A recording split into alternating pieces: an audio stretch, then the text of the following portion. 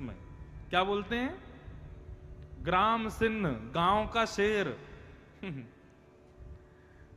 तो कभी कभी म्युनिसिपालिटी वाले उनको पकड़ लेते हैं, लेकिन अगर किसी ग्राम सिंह के गले में फंदा बंधा हो उसको छोड़ देते हैं, बोले कि किसी का पालतू है इसको छोड़ दो। ठीक वैसे ही भैया यम के दूत घूमते रहते हैं हम सबको पकड़ने के लिए, लेकिन जैसे ही यमदूत देखते हैं अरे गले में कंठी माला है, सिर पर तिलक लगा है, चोटी है, धोती है, बोले जरूर ठाकुर जी का, इसको मत पकड़ो, इसको यहीं छोड़ दो, इसको मत पकड़ो। इसलिए भैया दोनों तरफ से अपना कल्याण होगा। हम हिंदू राष्ट्र के भी हो जाएंगे तिलक आदि लगाएंगे तो, और आध्यात्मिक स्तर पर भी ठाकुर जी के हो जाएंगे। अपने स्वरूप को सत्संगी बनाओ। जब अंग्रेज नहीं आए थे, मुगल नहीं आए थे, उससे पहले हमारे भारत में सब धोती पहनते थे, उससे पहले सब तिलक लगाते थे। आपने कभी सीरियल में देखा राक्षस, रावण, कंस, ये सब भी तिलक लगाते थे, ये भी बिना तिलक के नहीं रहते थे। तो हम क्यों छोड़ देते हैं?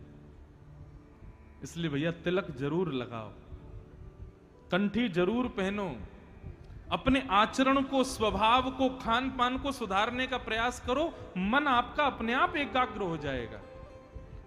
मन के चंचल होने का कारण हमारा कुसंग है, हमारा दूषित भोजन है। जैसा खाओ अन्न वैसा होवे मन, जैसा होवे मन वैसे होवे स्वभाव, जैसा होवे स्वभाव वैसी होवे बुद्धि, जैसी होवे बुद्धि वैसी होवे क्रिया, जैसी होवे क्रिया वैसी होवे गति। हमारी गति निर्भर करती है हमारे अन्न के ऊपर। इसलिए अन्न को सुधारो। और अन्न को सुधारने का सबसे बढ़िया तरीका क्या है पता है? घर में खाना बन रहा है ऐसा बोलना बंद करो। क्या बन रहा है? बोले भोजन बन रहा है। किसके लिए बन रहा है? बेटा के लिए, बेटी के लिए, हमारे ना, हमारे ठाकुर जी के लिए बन रहा है। और ठाकुर जी के लिए बन रहा है तो ठाकुर जी के भोजन में फिर प्याज लहसुन नहीं डालना चाहिए। आप विश्वास मानिए, भगवान का भोजन आप इन दो चीजों के परहेज करके लगाओगे और फिर उसको पाओगे, अपने आप देखोगे कि मन आपका शांत होने लग जाएगा, मन आपका स्थिर होने लग जाएगा, मन में एकाग्रता प्रकट होने लग जाएगी। अब कहां तक कहें? देखो, प्याज लहसुन खाने से आपको कोई घनघोर पाप लग जाएगा, नरक में चले जाओगे, ऐसा नहीं है। लेकिन हां, प्याज और लहसुन जो है ये तामसिक होते हैं और इनका सेवन करने से मन जो है वो विचलित रहता है, बुद्धि जो है उसमें नकारात्मक विचार आते रहते हैं, इसलिए इनका सेवन नहीं करना चाहिए। और सबसे बड़ी बात है भैया, हमारे ठाकुर जी को भोग नहीं लगता तो हम क्यों पाए? गीता में भगवान कहते हैं मेरे को बिना भोग लगाए व्यक्ति जब भोजन करता है तो भुंगते त्वघम पापात, वो अपना पाप खा रहा है। भगवान कोई हमारी रोटी खा तो जाते नहीं है। भगवान कोई ऐसा तो नहीं कि आपने रोटी दाल चावल रखे तो पूरी प्लेट साफ हो गई। ठाकुर जी तो केवल भोजन पर दृष्टि डाल के उसको शुद्ध करते हैं ताकि हमारे खाने योग्य वो हो जाए। सत्संग के बहुत स्वरूप हैं, सत्संग के बहुत पहलू हैं बंधुओं, उनको अपनाना प्रारंभ करो। और सबसे बड़ी बात है, अंतःकरण से शुरू करो।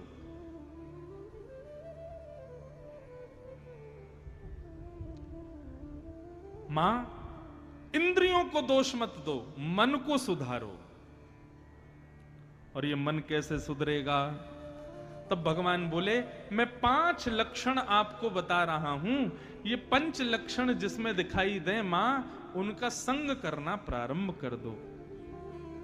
बंधुओं बहुत ध्यान से सुनना, ये 5 लक्षण जिसमें हो उसका या तो संग करो, और यदि ये 5 लक्षण किसी में ना हो तो अपने अंदर लाने का प्रयास करो।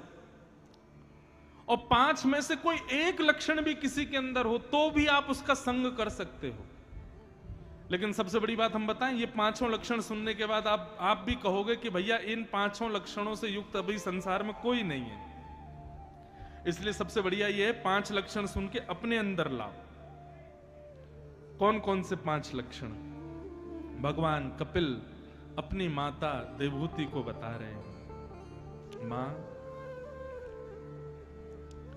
तितिक्षव कारुणिका श्रुहृदय सर्वदेहिनां अजात शत्रव शांता साधव साधुभूषणा। 5 लक्षण। सबसे पहला लक्षण क्या है? सहनशीलता। कितने लोग सहनशील हैं? यहां पे हाथ ऊपर करना। मुश्किल से 4-5 लोगों ने हाथ खड़े किए। ये बात तो देखो ताली बजाने वाली है कि आप लोगों ने सत्य बताया। लेकिन एक बात बताएं, किसी की सहनशीलता का यदि पता करना, हाँ भैया हो, भैया खूब सहनशील हो, बैठो। किसी की सहनशीलता, जितनों ने हाथ खड़े किए ना, इनकी देखो सहनशीलता यदि पता करनी हो, अभी नहीं, कभी मौके पर ये आपके सामने पड़ जाए तो इनके कोई दूषित विचार इनको सुना देना। भाई कुछ भी कहो, तुम ना तुम क्रोधी बहुत हो, तुम लोभी बहुत हो, हमने देख लिया तुम्हारे अंदर लोभ है। कुछ भी कहो भाई, यार तुम्हारे अंदर ना ये क्या कहते हैं, जो है काम की भावना बहुत ज्यादा है। तुरंत देखना, सहनशीलता पता चल जाएगी। तू कौन होता है मुझसे ऐसे बोलने वाला? अच्छा, तुझको हम लोभी दिखाई देते हैं, तुझको हम क्रोधी दिखाई देते हैं। व्यक्ति अपनी वास्तविकता नहीं सुन सकता है, वहीं पता चल जाता है कि वो सहनशील नहीं है। व्यक्ति की सहनशीलता यदि देखनी हो तो उसकी वास्तविकता उसके मुंह पे बोलो, तो हाथ जोड़ करके मुस्कुरा करके सुन ले, समझना कि सहनशील है। अब इसका मतलब यह नहीं है कि जबरदस्ती उल्टी सीधी किसी की भी बात किसी के मुंह पे जाके बोल दो, तो गुस्सा तो आ ही जाएगा बेचारे को। लेकिन सहनशील व्यक्ति, उसकी वास्तविकता बताओ या उससे गलत बोलो, उसके हृदय पर उसका कोई प्रभाव नहीं होता। वो अपने समत्व में रहता है, वो अपनी समभाव में रहता है। लेकिन जो बहुत जल्दी अपने वास्तविकता को सुनकर के विचलित हो जाए, समझ जाना मां संग करने योग्य नहीं है ये व्यक्ति। सहनशीलता।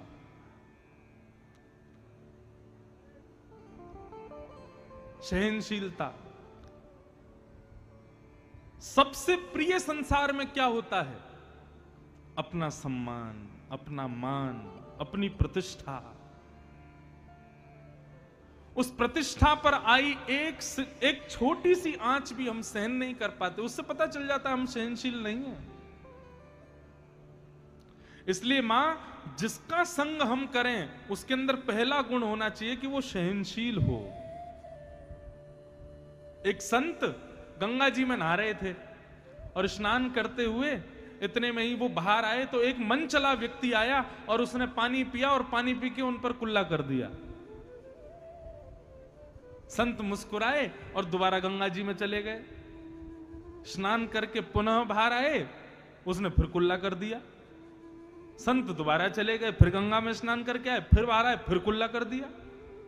लेकिन संत के हृदय को जरा भी ठेस नहीं पहुंची। वो चौथी बार फिर गए, स्नान करके बाहर आए तो जो बार बार पानी उन पर फेंक रहा था, उस व्यक्ति को थोड़ा अटपटा लगा। बोले मैं इतने इनके साथ में बुरा कर रहा हूं, इनको गुस्सा ही नहीं आ रहा। अब की बार वो बाहर आए तो उन्होंने चरण पकड़ लिए। बोले महाराज जी, मैंने आपके ऊपर इतना कुल्ला किया, लेकिन आपने बिना क्रोध किए बार बार गंगा में स्नान किया, मैं आपके चरण पकड़ता हूं। महात्मा ने उसको उठाया, उसके चरण में गिर गए। बोले तू मेरे चरण मत पकड़, मैं तेरे चरण पकड़ता हूं। बोले आप क्यों प्रणाम कर रहे हो? मैं तो आपका अपमान कर रहा था, फिर क्यों प्रणाम कर रहे हो? संत ने कहा, बोले हर बार तो मैं एक ही डुबकी लगाता था, आज तेरी वजह से 4-4 डुबकी लगाई मैंने। हर बार तो मैं गंगा जी में एक ही बार प्रवेश करता था, आज तेरी वजह से गंगा मैया ने अपनी गोद में 4 बार मुझे खिलाया है। इसलिए भैया धन्य है, तू आ गया, तेरी वजह से गंगा जी का बार बार आस्वादन हुआ। इसे कहते हैं सहनशीलता। सुनने में बड़ी अच्छी लग रही है, लेकिन करने में उतनी ही कठिन है। बंधु, सहनशील बनो।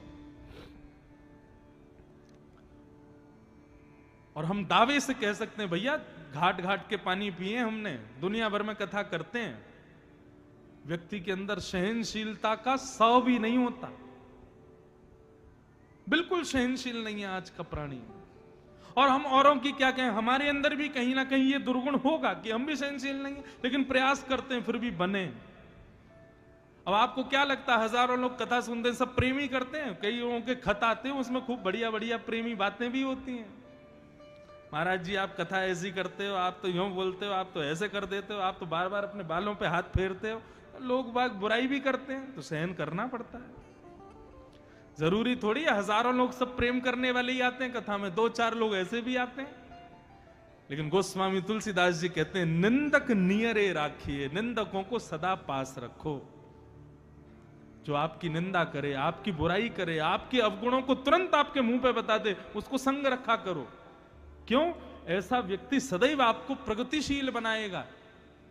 लेकिन जो बात बात पे आपकी जहाजी अजूरी करें, बार बात पे आपकी प्रशंसा कर दिया करें, आपके मुंह पे ही आपके गुणगा दिया करें, ऐसे व्यक्ति आपको ऊपर उठने से रोक रहे हैं, यही समझिएगा।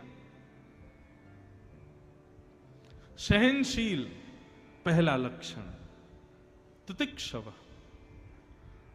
दूसरा लक्षण क्या है? तितिक्षव कारुणिका। दूसरा लक्षण है करुणा, मतलब दया। असहायों पे दया करो। मां, मन को यदि शांत करना है तो जिस व्यक्ति का हम संग करें या जो लक्षण हम अपने अंदर लाएं, उसमें दूसरा लक्षण होना चाहिए दया। सब पे दया करो। बंधुओं एक बात बताएं, दया का जन्म होता है क्षमा से। जो व्यक्ति क्षमाशील है वो व्यक्ति दयालु होगा।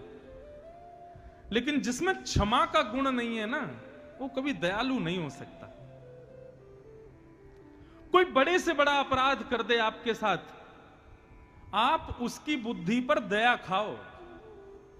कोई बहुत बड़ा दुष्कृत्य कर दे, आप तब भी उस पर दया करो। बोले हमें दया आ रही है इसकी बुद्धि के ऊपर, हमें दया आ रही है इसके ऊपर, बेचारा कितना संकीर्ण सोच का है। दया, क्षमा करो सबको। क्षमा से दया अपने आप आती है। आपको एक बात बताएं, कई लोग मेरे से प्रश्न करते हैं, महाराज जी आप कहते हैं क्षमा किया करो सबको, लेकिन कोई इतना बड़ा अपराध कर दे कि जिस पर क्षमा नहीं कर सकते, तब हमको क्या करना चाहिए? देखो, लोग कहते हैं कि अपराधी को दंड मिलना चाहिए, बिल्कुल मिलना चाहिए, लेकिन क्षमा, आपको क्या लगता है उससे दंड नहीं मिलता? वह भी एक दंड है। जब आप किसी अपराधी को क्षमा कर देते हैं तो आत्मग्लानि रूपी दंड लगता है उसको अंदर ही अंदर लगता है कि अरे बताओ मैंने इतना बुरा किया, इसने फिर भी क्षमा कर दिया। चलो ये तो थी एक बात, उसको आत्मग्लानि हुई। दूसरी बात, जब आप किसी को क्षमा कर देते हैं अपराध करने के बाद, तो ऐसा नहीं है कि वो व्यक्ति मुक्त हो गया। आपके बदले का जो भाव है वो प्रकृति लेगी उससे। लोग कहते हैं ना, अब भैया हम तो कुछ कहेंगे नहीं, ऊपर वाला सब देख रहा है, अपने आप होगा। यह बात सत्य है। जब आप किसी को क्षमा कर देते हैं तो प्रकृति आपका बदला लेती है उससे, कभी ना कभी तो उसको भोगना पड़ेगा। 4-5 विद्यार्थियों को नाव में बैठा करके गुरुजी नदी पार कर रहे थे, तो एक विद्यार्थी जो था उनमें से उसका मुंडन हुआ था। अब छोटे विद्यार्थी सब, और 2-3 विद्यार्थी उसके बाल नहीं थे, तो कभी उसके सिर पर पानी फेंक दें, कभी उसके सिर पर तबला बजा दें, कभी उसके सिर पर हाथ फेर दें। अब वो बेचारा छोटा बालक सहन कर रहा था, उसने कुछ नहीं कहा। जैसे ही किनारे पर नाव पहुंची, गुरुजी सब देख रहे थे कि इसने अभी तक किसी से कुछ कहा नहीं है। जैसे ही किनारे पर नाव पहुंची तो उपद्रवी बालक जो थे वो तुरंत बिना नाव को टिके ही कूद गए नाव में से। आ गया कोना, कूद जाओ। किनारा समझ करके जैसे ही कूदे तो वहां तो दलदल था, इतने इतने दलदल में घुस गए। गुरुजी बचाओ, गुरुजी बचाओ, गुरुजी बचाओ। गुरुजी बोले तुमको पता है ये क्या हुआ? बोले क्या हुआ गुरुजी? बोले तुम उसको परेशान कर रहे थे, उसके बाल नहीं है, उसके सिर पर कभी हाथ मार रहे थे, कभी पानी फेंक रहे थे, वो बेचारा सहन कर रहा था, तुम लोगों को क्षमा कर रहा था। उसने क्षमा किया, लेकिन उसका बदला प्रकृति ने तुमसे लिया। इसलिए जब आप किसी को क्षमा कर देते हैं तो बिल्कुल निश्चिंत रहिए, क्योंकि प्रकृति आपका बदला उससे लेगी। लेकिन आप क्षमा ही करो। आप क्यों अपने आप को बिगाड़ो क्रोध करके? सब पर दया करो। तो सबसे पहला लक्षण सहनशीलता, दूसरा लक्षण दया, और तीसरा लक्षण तितिक्षवः कारुणिका श्रुहृदः। तीसरा लक्षण है सबका हित चाहो, सबका भला चाहो। केवल मैं खाऊं, मेरे बच्चे खाएं, मेरा परिवार खाए, मेरे सब लोग प्रसन्न रहें, बाकी सब लोग कहीं जाएं, मुझे कोई मतलब नहीं, ऐसा नहीं। सबके भले की इच्छा रखो, सबके कल्याण की इच्छा रखो। अब हमारी ये कथा हरिगढ़ में हो रही है, हरिदासपुर में हो रही है। इस कथा में कई लोग सहयोग कर रहे हैं,